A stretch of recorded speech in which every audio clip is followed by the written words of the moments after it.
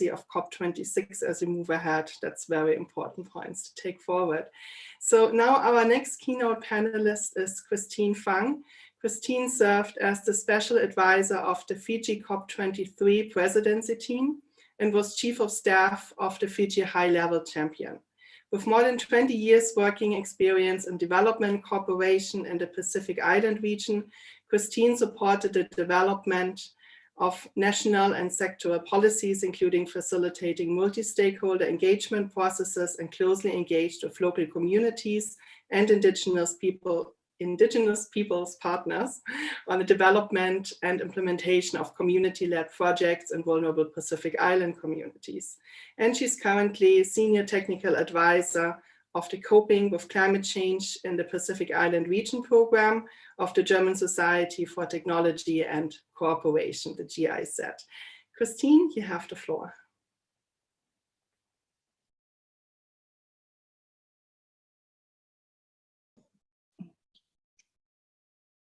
Thank you, Catherine. Thank you, everyone. It's a real pleasure to be here. Just to give a very short statement on this very important topic of climate governance. I will largely be speaking from the perspective of vulnerable communities. And my story begins with a small school that is located on a very beautiful island here in Fiji. This school, the Yasawa High School, is on this island of Naviti in the Yasawa group. So up till last year, this school has largely been dependent on diesel generators. And last year they were installed with a hybrid solar system. Now, of course, as you can imagine, the huge impacts that such sustainable electricity brought to the community, better lighting for the students, more computer time. The school sports team, for instance, improved immensely just because that they could watch international sporting events. And of course, as you know, sporting, visually watching your sporting heroes ignites this passion within our sporting girls and boys. So this brought a huge impact to this small island. The lighting also provided safety for girls and women when wandering around the village. Lighting also provided as a beacon for sailors and for boatmen, for fishermen sailing at night back to their homes. This mitigation project brought with it strengthened resilience amongst this community. Now, while the impacts are many, we should also bear in mind that there were a lot of effort that went on behind it. And these efforts, of course, is founded on good governance. So what does this have to do with climate governance? Everything. So the success of these small community projects, they actually have a high reliance on good climate governance. So for instance, at community level, for this solar hybrid system to be implemented successfully and sustainably, the community needed to be engaged. For the high school, they needed to actually train 2 teachers specifically to manage this system. So they were trained on how to read and monitor the electricity usage, how to carry out basic troubleshooting, how to respond to the challenges brought about by storms, cyclones, how to manage community conflict over electricity rationing. And these are all new skill sets. So when we talk about climate governance at community level, we are actually talking about new governance instruments because we are introducing new technologies. Of course, we recognize that existing customs and tradition plays a role in the acceptance of these new technologies. But it is important to recognize that when we are introducing climate adaptation and mitigation technologies, often this means the development or the creation of new governance structures to specifically address this. So the Yasawa High School project was implemented by the national government, of course, And here also lies an interesting governance arrangement. The private sector was brought in to actually install the system, to train the community in using the system, and to also carry out follow-up maintenance. But the structure that was present at this national level helped support this. And this was through the Fiji Sustainable Energy Financing Program. Through this program, our local private sectors, they are supported to actually take out loans in order for them to set up their own sustainable energy and energy efficient businesses. So it is clear that the role that the private sector plays in addressing or in implementing climate action at the community level is quite important. But this role can only be strengthened or enhanced with the supporting national governance systems to encourage this growth within private sectors, especially our small private sectors in our small Pacific Islands. So climate governance at national level can direct and support market development towards these low emissions pathways and resilience development. Now, what exactly does this have to do with climate governance at the international level, at the negotiations? Well, I will just pick out a couple. In the context of the example that I'm just talking about is technology development and transfer and capacity development. Now, how well can these be structured? This has been on the table for years, ever since the beginning, actually. Now, however, technology development outside of the negotiations seems to be outpacing the negotiations itself. There is a lot of progress being made out there with our non-party stakeholder efforts. However, the negotiation seems to be not keeping up with these discussions.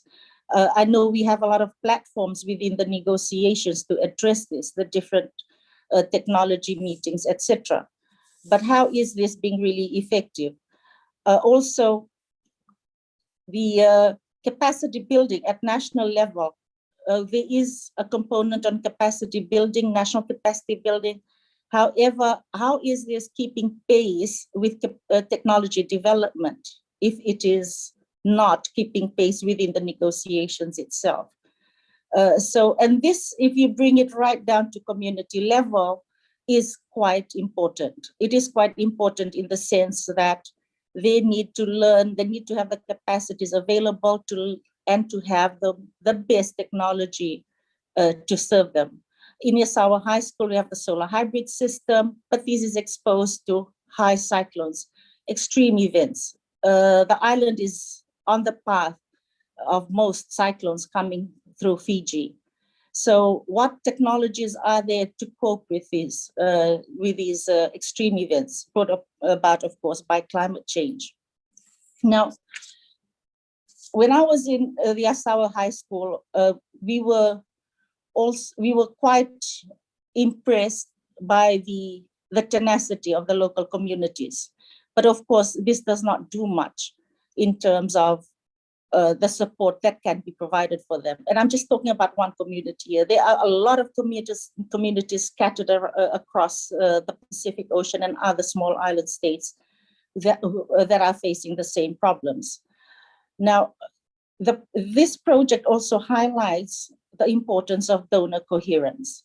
The funding of this solar hybrid structure actually came from the EU EDF funding. The engagement of the private sector, the program that allowed the private sector to engage in such projects, this was supported by the World Bank Sustainable Energy Finance Program. So ensuring such coherence, such collaboration needs to be highlighted also in negotiations. It needs to, these practical on-the-ground experiences need to be showcased as a means of urging the process forward.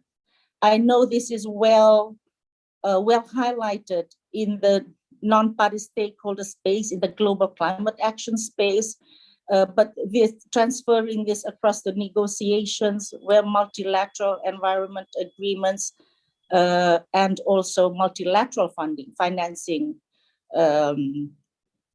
agencies are engaged. This, I think, needs to also come out very clearly and to support the governance relating to financing. When I was in Yasawa High School last month, I heard a lot of stories of students having to swim across, around coastlines during high tide in order to get back to the villages. Other students had to trek steep slopes, and during wet weather, they slip and slide down muddy slopes just to get to school. Now, my question is, where are the voices of these vulnerable children in the negotiations? I know that our youth are well represented in the negotiations, but when I am standing there in these villages, I just wonder how their voices can be heard to urge this, the component of social justice, etc., in the negotiations. But however, even though surrounded by hardship, I see in the bright eyes of these young children hope and optimism. And I'm pretty sure for those of you who also work in these vulnerable communities, you would see the same, the hope that just radiates from these children's eyes. So I would urge us that we keep this light of hope alive through robust climate governance. So yes, better climate governance matters a lot because it tells vulnerable communities that they also matter. Thank you. Thank you so much, Christine. You're making so important points. Yeah, especially the importance of vulnerable children in the negotiations, and also how technology is developing and the great impact it has for local communities, but especially also how it is outpacing the UNFCCC negotiations, and the importance to keep pace with the technological developments, with all the important mechanisms, platforms, and forums that are being set up. Thank you so much for your input. And our next keynote panelist is Martin Frick. Unfortunately, Martin had an urgent clash in his schedule related to his current role as Deputy of the UN Secretary General Special Envoy for the Food System Summit 2021. He sends his apologies and best wishes for our conference, but luckily he prepared a short video message, which we will be sharing right now.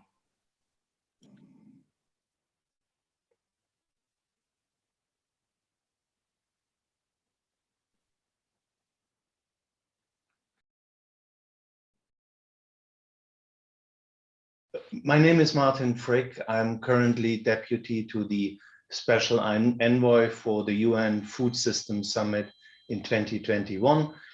Before that, I have been serving many years as the Senior Director of UNFCCC, and I'm in the climate process since 2007, having been to basically every single conference of the party ever since.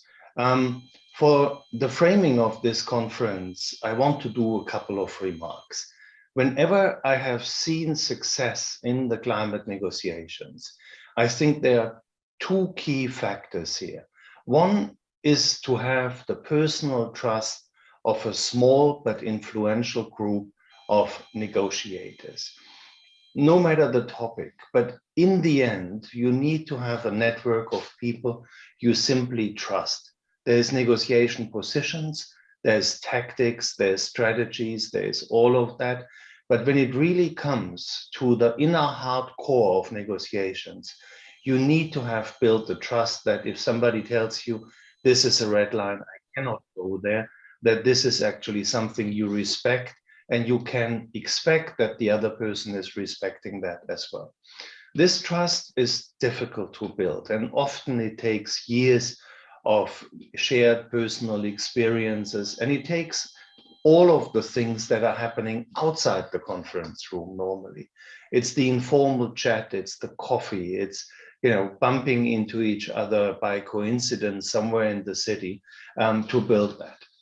I see it's difficult to do that in the digital world because there is no coincidence. You're going into a meeting room because you want to.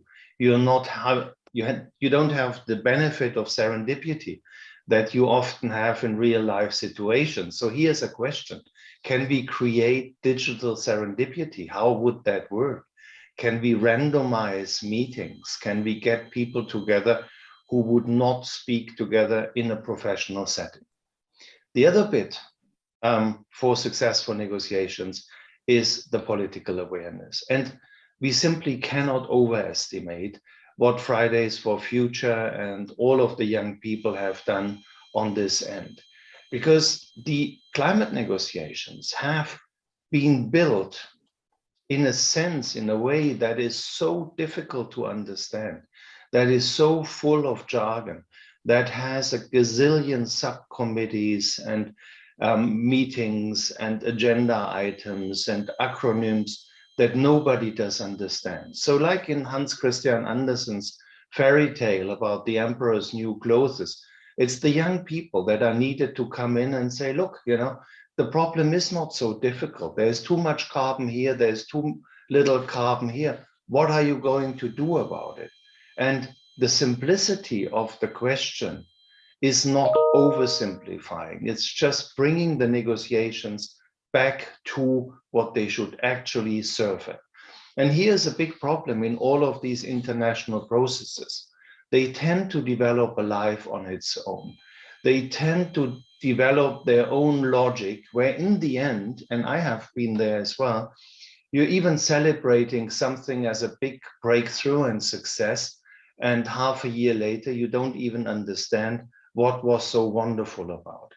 So anchoring the negotiation in the real world, having fact checks, having people who actually hold you responsible is a core issue. And that is complicated. So what I'm dreaming about is a much closer connection between the very local, the people that work in a context, in a neighborhood, in a village, in a university, people who actually live and work together, and the global frame.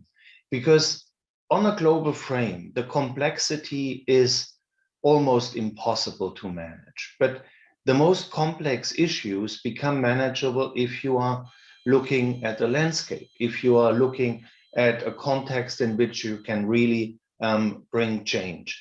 There are many attempts to bring people action and direct conversations of people on the ground into a UN process. The Food System Summit is trying to do that with decentralized conversations, with open-ended action tracks that are constantly asking for input. But I think it's one of the most interesting areas to further develop the UN and thus the negotiation process. And this is definitely something where a lot of movement is happening and a lot of good and new ideas are really welcome. And my last remark would be the digital options. I mentioned at the outset a bit critically that it's difficult to produce serendipity with digital media, but at the same time, you can basically set up a meeting with anyone on the planet on shortest notice. So our connectivity as individuals and communities is at a stage where it yet has to be understood what that really means for those conversations. Because all of the conversations, all of the diplomatic machineries basically stem back from a time where there was no other way to be represented in another country as having an ambassador there, having somebody who has a telex machine, so you have the means of communication. As of today, we all have our little telex machines in the pockets. We can video call with anyone on the planet. And what that actually could mean and does mean for diplomacy is something I think that we only slowly start to understand. So let me stop here, and I'm very sorry I can't be with you in person. I'll have a team retreat, and that is something I really cannot miss, but I wish you all the best for this conference, and I'm very eager to learn what you are coming up with. Thank you.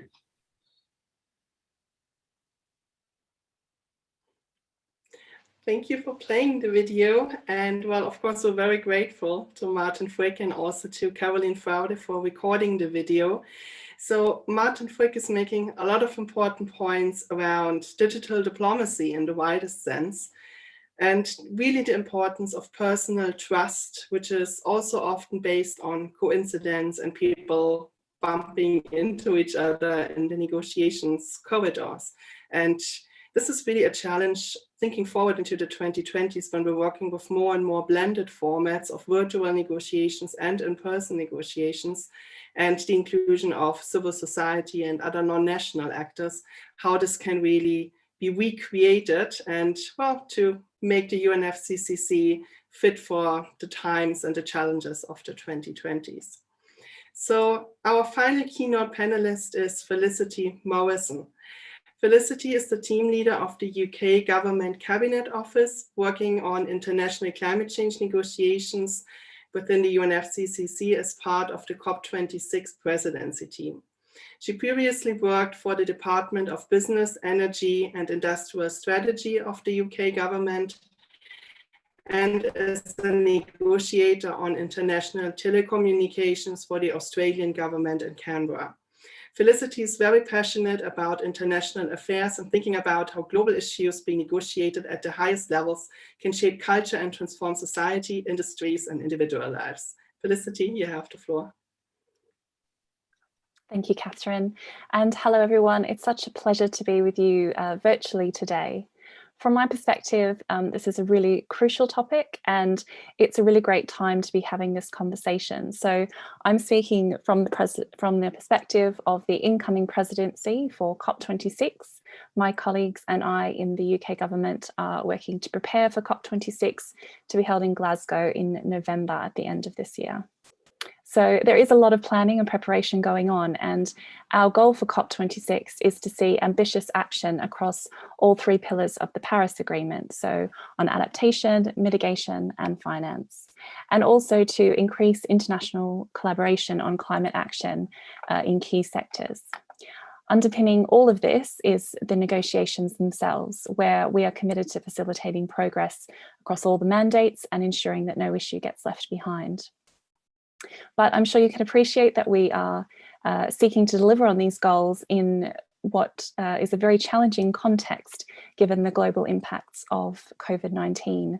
And with the postponement of COP26 from last year to this year, the urgency for action has only grown. So for me, today's event is a really valuable opportunity to hear your innovative ideas for the way forward to help ensure that we implement the Paris goals. There's so much that could be discussed under this topic, but I just wanted to briefly touch on three things. So firstly, for me, there's a question of what are the innovative ideas or ways of meeting and exchanging information that are ripe to be brought into the negotiations. So I first started attending the UNFCCC and other climate meetings about 5 years ago now. And something that I've often heard said is that we're moving into a time of implementation rather than negotiation, where perhaps discussions at the UNFCCC are less about negotiating text and more about sharing knowledge and best practice on how to achieve ambitious climate action. And that is an amazing thought, but I think perhaps it will take us some time to get there. I participated in the discussions at COP24 in the Paris Rulebook, particularly on transparency. And that year there was quite a bit of discussion about how we could improve the peer review process for parties reporting under the Paris Agreement as part of the transparency framework. And essentially this aims to bring countries together to present their reports and answer questions from others about their policies and measures. And there were many suggestions when setting up the guidance for that process about how to improve it. So, for example, potential virtualization, bringing in non-state actors to participate, or using different meeting styles to facilitate a more engaging discussion. Now, we didn't agree on most of those changes in the end for various reasons, but it showed me that the appetite for doing so is there, if not yet fully realized. So that's the first point. Secondly, I think there's a question about how to build on what already exists. I think it's really important to acknowledge the progress that has already been made under the existing climate governance framework, while still looking to what we can do better. So, for example, the Paris Committee on Capacity Building, or the PCCB, has been a key institution in the promotion of better coherence and coordination of capacity building. And over the last few years, it's been developing effective ways of engaging with stakeholders and enhancing real-world action, most notably through its new informal coordination group, the growing PCCB network, Knowledge to Action Days, and the successful capacity building hubs at recent COPs. And yet there's often opportunities to improve on current practices. So as incoming presidency in cooperation with the PCCB, we will be arranging a series of discussions between parties and capacity building partners to share knowledge and experiences in order to identify where action can be improved and also priorities for further action. The third thing that occurs to me is how can we continue to include non-party stakeholders effectively? I found it really interesting to note that 46% of all badges issued at COP25 went to non-party actors, and that was an increase of 29% from the year before. So as incoming presidency, we're really committed to an inclusive COP and to thinking innovatively about how we involve non-party actors, not only at the event, although that's something we're certainly considering in our planning, but also in terms of helping to guide our planning of COP. And to that end, we've engaged regularly with the 9 observer groups of the UNFCCC. We've also established a business advisory group, as well as youth and civil society advisory groups that are co-chaired by youth representatives. And we're also working with a diverse group of Friends of COP. So these are leading figures from around the world, including Indigenous leaders, and they are sharing their expertise with us to support a successful summit. As I said, those are just 3 things that come to mind when we start talking about better climate governance. But this is a really interesting topic for us as the incoming presidency, and I'm looking forward to the rest of the discussion. So thank you. Thank you very much, Felicity, for those really important points. Yeah, making COP26 a success is really a big goal and a very big challenge with COVID, but you have made very impressive progress, especially around innovative ideas involving non-party actors. And you mentioned a really interesting point around the PCCB's process around knowledge sharing among the parties and also thinking of further involving non-party actors. So thank you very much for your contribution. And I'm now handing it over to you, Christine. I will unmute myself. Sorry for the a little bit erratic signaling. I kept being muted and signaling people, and I had to catch up a little bit. Everybody was very patient. Thank you. So now we are going to do 3 things, and I'm going to tell you what they are in reverse order. In a moment, we're going to have a question and answer period with our speakers. Before that, we are going to break into small groups to have a little bit of that digital serendipity that Martin Frick alluded to. It'll just be a chance to introduce yourselves in 1 line or 2, and then share your answer for why does better climate governance matter to me. And before that, what we're going to do right now is have a group picture.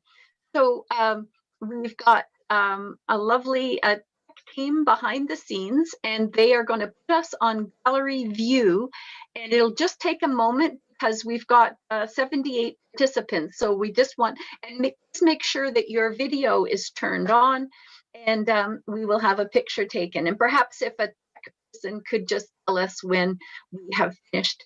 And so let's just all smile and be ready for that picture.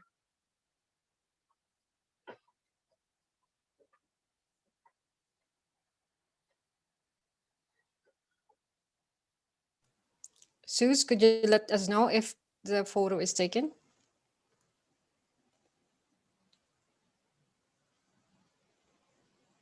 Okay, I'll do it. Okay, 1, 2, 3. Okay, we will do it several times, so please be patient. Hang on. Okay, next. Sorry, too many in one screen. Okay, 1, 2, 3.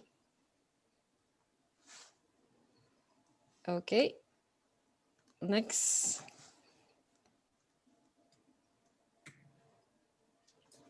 Hang on. Oops, sorry.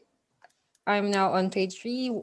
Please make sure that if you want to be in the photo that your camera is on. So 1, 2, 3. Okay, sorry. Okay, last one. 1, 2, 3. Okay, that's it. Thank you, Giselle. Thank you. So we are now going to break into small groups. I will give the signal when that's actually going to happen. You'll be moved automatically into a room. So these are randomized. You'll have 15 minutes in the small group. Most groups will have a facilitator, and they are designated by FAC for their name. Please make sure if you're in a group without a facilitator, I think we have enough facilitators for all the groups that will be formed right now, but in case not, the goal is to make sure that you hear from everybody, have them introduce themselves briefly, and answer the question, why does climate governance matter? Better climate governance matter to me? No reporting out from the breakout room. It's just a chance to connect and enjoy the conversation. So we are ready for those small groups now.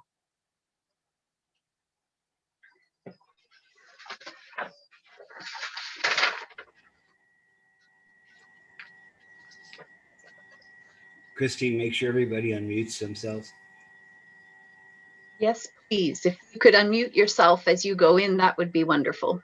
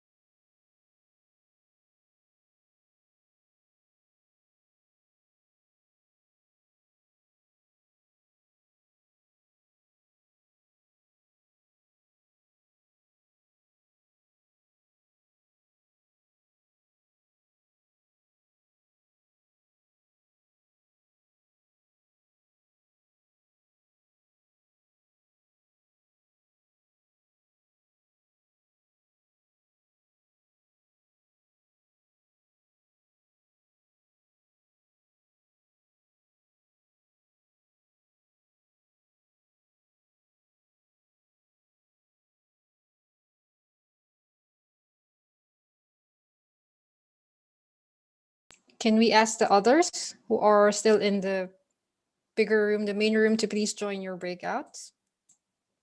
Those who will be joining the breakout rooms, of course.